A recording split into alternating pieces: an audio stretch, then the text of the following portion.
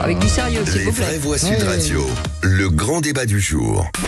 Alors lui, c'est Jordan Bardella. Le président du Rassemblement national, qui domine largement les sondages. Et j'ai parmi les meilleurs taux de présence du Parlement européen. S'il se concrétisait dans les urnes, ce serait le meilleur score d'une tête de liste aux européennes depuis 84. À 28 ans, oui, c'est quand même assez rare. C'est rare. Un grand pouvoir implique de grandes responsabilités. Jordan Bardella, le député fictif. Non, mais si vous êtes agressif, madame, à ce moment-là, je m'en vais, vous voyez. Et après des débats, la liste du Rassemblement national pour les européennes a largement creusé l'écart avec les autres formations politiques, avec 34% d'intention de vote selon notre Euro-Rolling IFOP fiducial pour Sud Radio, le Figaro et LCI. La liste conduite par Jordan Bardella continue de faire largement la course en tête à 2 semaines du scrutin. Alors parlons vrai, est-ce que la nouvelle montée de Bardella ne montre pas la déconnexion entre les médias et les Français? Les médias qui disaient à l'unanimité qu'il avait largement perdu le débat face à Gabriel Attal en fin de semaine dernière. Est-il en train d'achever la dédiabolisation du RN en rassemblant un peu plus d'un Français sur 3? Est-ce qu'il est désormais un candidat plausible pour 2027? Et à cette question, Bardella a-t-il déjà gagné les européennes? Vous dites oui à 75%. Aude attend vos appels au 0826 300 300. Et on est ravis d'accueillir Frédéric Dabi, directeur général de l'IFOP. Merci d'être avec nous, Frédéric Dabi. Philippe Bilger, Bardella a-t-il déjà gagné ses européennes? On a envie de dire oui, forcément. Oui, alors je peux m'abriter derrière l'avis de l'incomparable Frédéric Dabi qui a dit que vraisemblablement il avait gagné. Moi, ce qui me frappe, et c'est une question à laquelle il répondra tout à l'heure, c'est que lors d'un débat qui avait eu lieu sur LCI, j'avais considéré techniquement que Bardella avait été dominé par Gabriel Attal, et le lendemain, une majorité de Français avait davantage été convaincus par Bardella que par le Premier ministre. Donc ça veut dire que les Français ne sont pas sensibles à l'argumentation technique, à l'oralité forcément de qualité, mais qui vont, au regard de leurs appréciations, aller vers celui qui, naturellement, parle le plus simplement, le plus directement, et qui, surtout, représente une opposition au pouvoir officiel, quel qu'il soit. C'est une question que je mets avec un point d'interrogation. Françoise Degois. Ah, c'est bien que Maître Dabi soit là. Non, mais parce qu'on peut le dire, c'est le meilleur. De toute façon, on a de la chance de l'avoir avec nous. C'était un échange que nous avons eu le soir du débat Attal-Bardella, et j'ai dit à Philippe, je pense qu'il faut penser contre nous-mêmes, et je pense que, contrairement à ce qu'on pense, eh bien, je m'appuie pas sur le sondage d'un autre sondeur parce que je n'ai aucune confiance dans ces panels à coin carré, mais je vois surtout qu'il y a eu zéro effet Attal, si vous voulez, sur Valérie Ayé. Donc moi, ce que je vois de Bardella, pour éplucher religieusement tous les jours le rolling, l'éplucher dans les moindres détails de Frédéric Dabi, et de l'IFOP, ce que je vois, c'est une sûreté de choix déjà délirante, mais depuis des semaines, Frédéric ne me contredira pas, on est entre 80 et 86% de sûreté de choix. Donc quand on voit ça, il est impossible, je vois pas une démobilisation de l'électorat de Bardella au point même de repasser la barre des 30%, Frédéric. Moi, je pense qu'on peut déjà tous parier qu'il sera à minima à 30%. Et puis le deuxième point, c'est, encore une fois, je le redis, le caractère assez effrayant, de l'adhésion. Voilà. Je l'ai regardé encore hier sur BFM. J'ai regardé son attitude. C'est pas en réaction, c'est ça que vous voulez dire. Il y a une part de réaction, mais il y a une part aussi d'adhésion. Sinon, on peut pas expliquer pourquoi les cadres moyens, les cadres supérieurs adhèrent. L'électorat macroniste. Je regardais dans le dernier rolling de ce soir, +2 chez les électeurs d'Emmanuel Macron en 2022. Il y a quelque chose chez ce jeune homme qui est assez délirant. Enfin, je dirais, il a 28 ans. Et il y a un côté très Chirac jeune. Je pense qu'il cultive. Il y a quelqu'un qui a dû lui dire, ou il a entendu un commentaire de journaliste.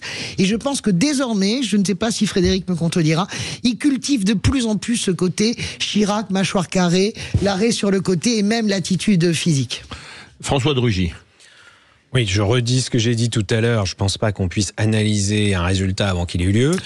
Je partage ce qu'a dit Frédéric Dabi. C'est très rare qu'à une élection, le résultat infirme une tendance donnée par les sondages depuis des mois et des mois, parce qu'en réalité, le Rassemblement national est crédité, au début c'était plutôt 28-29%, mais est crédité d'être la liste en tête depuis un an. Et sondage après sondage, il a grignoté pour passer au-dessus des 30% d'intention de vote et maintenant au-dessus des 31, 32, 33 et ainsi de suite. D'ailleurs, ce qu'a dit Frédéric Dabi tout à l'heure en disant la surprise serait que son socle s'effrite parce que finalement les gens diraient bon bah il a déjà gagné, c'est pas la peine qu'on aille voter. Il peut y avoir une surprise dans l'autre sens, c'est-à-dire que comme on dit parfois les gens volent au secours de la victoire, c'est-à-dire dire bah finalement c'est la liste qui semble recueillir le plus d'intentions de vote pour sanctionner le gouvernement. Par ailleurs, bah finalement autour de moi je rencontre plein de gens qui ont l'intention de voter pour lui. Alors allons-y, les populaires, etc. Donc ça, c'est aussi une possibilité. Hein. C'est des choses qui peuvent arriver dans une campagne électorale. Après, moi, j'ai re-regardé simplement pour mémoire, parce que ça va être la 10e élection européenne cette année. Donc il y en a déjà eu 9. En fait, contrairement à une idée reçue, le RN a souvent fait des scores très moyens, voire faibles. Et il a fait 2 fois la course en tête, les 2 dernières fois. 2014, quand même, les 2 dernières fois, 2014, 2019. Mais il avait gagné très peu la dernière fois, d'1%, 0,9. Il était quand même en tête. 2 fois de suite. Et en 2015, c'est assez peu connu, mais Frédéric Dabi s'en souvient évidemment, aux élections régionales, fin du mandat Hollande, climat, je rappelle, les attentats, l'insécurité, etc. Le Rassemblement national, en cumulé dans toutes les régions métropolitaines, fait presque 28% des voix aux élections régionales de 2015. Donc finalement, voilà, il progresse, et là, il va peut-être engranger ce travail, en effet, de banalisation et de normalisation.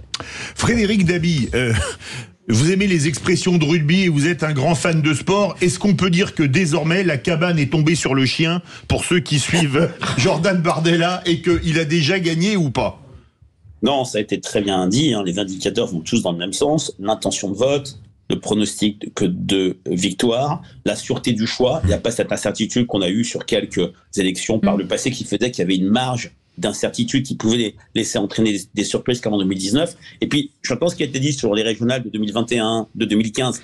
À l'époque, les amis, le RN n'avait pas du tout cette structure électorale. Ça restait encore un parti jean-mariste, c'est-à-dire fort chez les jeunes, chez les hommes, chez les ouvriers, chez les petits sans diplôme, si je puis dire. Là, il a des scores et je sais que Françoise épluche le rolling et elle les a vus aujourd'hui. 19 chez les cadres, 25 chez les personnes âgées, 44 chez les salariés. Il n'est plus à la merci d'une vague d'abstention terrible qui assécherait son socle. Et comme François de Rugy, je suis plutôt d'accord avec l'idée que beaucoup, est-ce des électeurs Marion Maréchal, est-ce des électeurs Zemmour, sont-ce des électeurs de droite qui vont peut-être voler au secours de la victoire. Et sur les débats, c'est extrêmement intéressant. Parce que nous avons fait aussi des post-tests où nous avons interrogé beaucoup plus de monde et j'ai restreint l'échantillon aux personnes qui avaient vu en entier ou en partie le débat et pas seulement ceux qui en avaient entendu parler. On vous demande pas, en fait, Philippe, de raconter un film si vous en avez entendu parler. Et ce qui est vrai, c'est que les journalistes ont vu juste sur un point. Attal a écrasé Bardella sur la capacité à maîtriser les dossiers et la compétence, mais ce n'est pas, et ça a été dit je crois par Philippe, ce n'est pas le seul critère. Ce n'est plus le seul critère. Alors on n'est bien sûr pas en confiance avec quelqu'un qui ment et qui montre une incompétence crasse, mais ce n'est pas le cas pour Jordan Bardella. Et donc sur le critère sur lequel tout le monde s'est focalisé, Jordan Bardella était effectivement légèrement dominé. Pas écrasé, Fred. D'ailleurs, vous avez été beaucoup plus subtil, dans vos... Il en restait beaucoup. La sincérité, la proximité. Et il a parlé aux Français, surtout. Cette forme, et je partage ce que vous dites, cette forme de déconnexion entre la sphère politico-médiatique et les critères de vote pour les Français. Donc, bien sûr, je ne dirai jamais à cette antenne que, comme avait dit Philippe Seguin, je ne sais plus quand, rentrez chez vous, bonnes gens, c'est terminé. Non, ce n'est pas terminé. Il y a encore des poches d'incertitude, mais clairement, on est sur un leadership du RN jamais vu à une élection européenne. Oui. La phrase de Philippe Séguin, c'était avant la présidentielle de 95. On part au 0826 300 300. Notre vraie voix du jour, Frédéric d'Arcachon. Alors, est-ce que pour vous, c'est plié, Frédéric, ou pas? De toute façon, déjà, il faudrait peut-être remettre les choses en place. Ça veut dire quoi la victoire de Bardella? Bon, ça veut dire quoi? Ça veut dire qu'il va avoir le plus de voix aux élections européennes. Bon, qu'il va avoir un groupe au Parlement européen. C'est pas ça qui va changer, disons, la gouvernance de la France. Donc, je pense qu'on n'arrête pas de parler de victoire de Bardella, mais qu'est-ce qui va en arriver? Bon, une majorité peut-être représentative de l'Europe. Il ne s'allie pas parce qu'avec les droites européennes, donc ils feront pas un groupe avec les droites européennes puisqu'ils ont déjà pas mal refusé Donc, je vois pas ce que ça va changer, si ce n'est un plaisir particulier pour Bardella qui va être content de dire bon, ça y est, j'ai gagné ça. Mais si vous voulez, je crois qu'on monte ça en épingle beaucoup. Hein, quand même. Hein. Alors, je ne suis pas Françoise. Je ne bougez pas, Frédéric. Restez avec nous. Frédéric et nos amis, je ne suis pas d'accord avec vous. C'est la première fois que je pense qu'on peut avoir un véritable Big Bang politique le 9 juin au soir. Il est de bon ton de dire, après tout, il fait son score et puis tout le monde rentre chez lui, comme on l'a toujours fait en 2014, mais ça n'est pas le cas cette fois-ci. Parce que figurez-vous, moi, ce que j'ai vu hier de Jordan Bardella dans le débat, j'ai vu quelqu'un qui avait des points communs avec François-Xavier Bellamy. J'ai vu une main tendue à Marion Maréchal. Je pense que s'il a 34 ou 35, ça change même son destin face à Marine Le Pen. Et ça le met... Pour 2027, et ça le met d'office dans l'idée générale que ça peut être lui le candidat. Et je pense que on verra le match à gauche avec Valérie Ayé et Glucksmann, Manon Aubry. Mais moi, je vous assure que contrairement à d'habitude, ce 9 juin, c'est un Big Bang politique qui peut s'annoncer. Et d'abord par le score du Rassemblement National. Je ne sais pas si Frédéric est d'accord avec moi, mais... Allez. Il faut qu'on fasse tourner la parole, les amis. Philippe Bilger. Frédéric, je ne crois pas que Jordan Bardella sera le candidat en 2027, mais ma question à propos toujours de ce débat LCI. J'ai eu l'impression que Gabriel Attal montrait très clairement les limites du projet européen du Rassemblement National, et pourtant ça n'a eu rigoureusement aucun effet sur la majorité des auditeurs. Est-ce que ça veut dire qu'à un certain moment de succès, le fond n'a plus d'importance? Oui, mais je vais vous répondre. Oui. Frédéric Dabi, pas Frédéric Darcachon. Frédéric Dabi, bougez pas, Frédéric Darcachon.